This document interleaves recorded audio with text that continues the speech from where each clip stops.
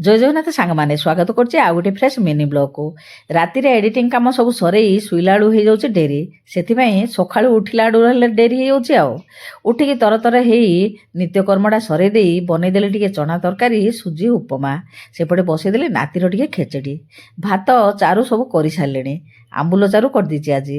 ଆଉ ପିଲାମାନଙ୍କ ପାଇଁ ତ ଦୌଡ଼ିବା କଥା। ଆଉ ଜଣେ ମା ଚାକିରି କରୁ କିମ୍ବା ଘରେ ହାଉସ୍ ୱାଇଫ୍ ଥାଉ, ଆଉ ପିଲାମାନଙ୍କ ପାଇଁ ତ ରନ୍ଧା ବଢ଼ା କରି ସେମାନଙ୍କୁ ଠିକ୍ ଟାଇମ୍ରେ ଖାଇବା ପିଇବା ସେମାନେ ଦେଲେ ସବୁ ପଢ଼ାପଢ଼ି କରନ୍ତୁ କି ସର୍ଭିସ୍ କରନ୍ତୁ କି ଡ୍ୟୁଟି ଯାଆନ୍ତୁ, କରିବେ ଆଉ କ'ଣ କରିବା। ଆଉ ମୋର ରୋଷେଇଟି ଘାଣ୍ଟ ତରକାରୀ ଭାତ ଚାରୁ ହେଲା ଭିତରେ ଝିଅ ପଳେଇ ଆଇଲାଣି ଡ୍ୟୁଟିରୁ। ଆସିକି ସିଏ ବନେଇଦେଲା ମସରୁମ୍ ଚିପ୍ସଟା।